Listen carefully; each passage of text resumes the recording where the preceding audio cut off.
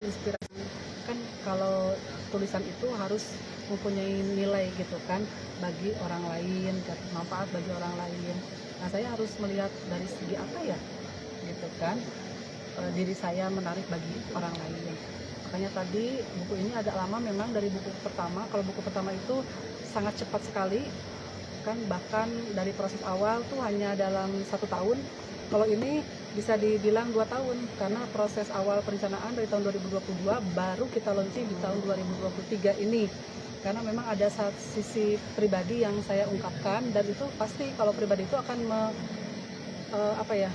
akan juga ini kan dengan pihak yang lain ya, gitu. Pasti ada keterlibatannya pihak yang lainnya, itu yang harus kita hati-hati, jangan sampai nanti pihak-pihak lain juga tidak berkenan gitu kan, seperti itu. Nah, Bu, berapa ratus yang diulas Bu dalam Ambu? Ada 174 sub judul gitu kan, dari satu judulnya lebih dekat dengan Ambu Anurata Mustika. Jadi setiap ada satu sub judulnya yang baru setengah lembar gitu kan, berapa paragraf, mungkin 2 paragraf gitu. Hanya highlightnya aja gitu. Sebenarnya tadinya awalnya banyak, tapi saya rangkum sajalah, tidak terlalu banyak dan bertele-tele. Yang penting pesannya itu bisa kita sampaikan. Yang paling favorit Ambu bagian apa dalam buku itu? Nah, kalau kemarin kan saya nggak sempat ini ya baca dari revisi gitu ya. Tentu hal yang sifatnya pribadi, karena jarang sekali saya mengulas pribadi saya di media sosial saya. Banyak orang yang tidak tahu Ambu Ano itu dari mana sih gitu kan. Hanya selintas saja, oh orang Cianjur datang ke Purwakarta, oh iya keponakannya bupati dulu kayak gitu kan. Tapi di sini sangat detail gitu. Bisa didapatkan di mana Bu bukunya Bu? Nah, karena ternyata baru ada 100 buku yang dicetak hari ini, sepertinya tadi saya hanya ngambil 20 karena sudah ada yang pesen lebih dulu 1 bulan yang lalu orang-orang, walaupun dari daftaran yang pesen ke saya itu banyak. Jadi 80 saya serahkan ke Pak Seda karena tadi bingung juga, nggak kebagian juga audiens yang hadir di sini. Coba bisa tunjukin nggak Bu bukunya Bu? Ya, ini bukunya. Siap. Oke. Siap, ada lagi? Ambu nanya PJ Bu. Bu, kan Ambu akan masa jabatannya berakhir pada Rabu besok 20 September. PR untuk PJ sendiri bagaimana Bu?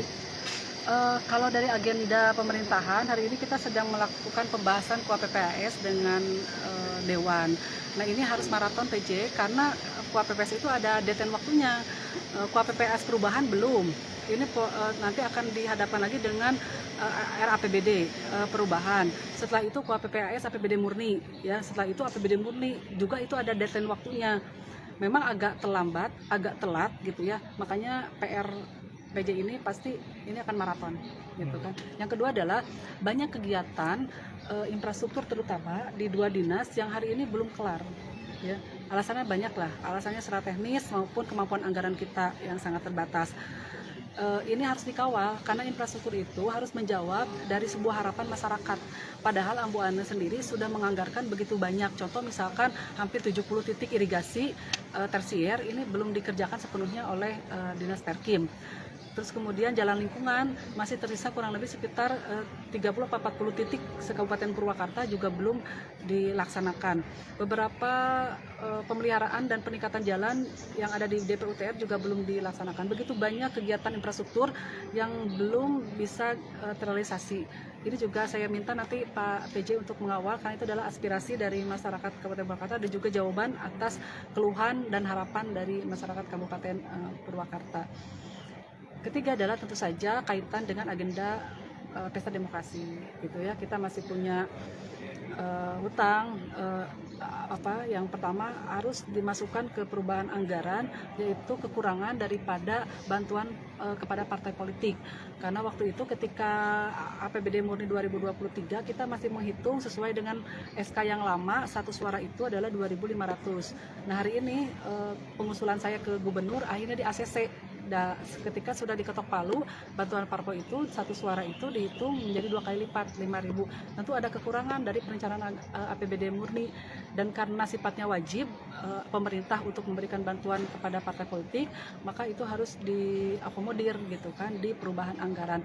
Saya tidak tahu apakah ada potensi pendapatan daerah. Kalau tidak, berarti akan ada pergeseran dari perencanaan yang sudah dibuat di APBD murni 2023. Tentu harus ada yang di-cancel gitu kan, kemudian ditunda seperti itu. Berarti untuk dana cadangan pemilu itu di cancel? Yang sempat bergulir kan ada Enggak, kalau dana cadangan, bukan dana cadangan. Bukan dana cadangan. Untuk bukan. dana cadangan sendiri, Dana cadangan dengan bantuan partai politik itu beda. Kalau dana cadangan mah itu mah untuk pilkada nanti. Kalau bantuan partai politik, ya bantuan kepada partai politik itu beda lagi. Nanti itu kalau dana cadangan itu untuk pelaksanaan kegiatan pilkada. Itu beda, dua hal yang berbeda, dan itu sifatnya wajib yang harus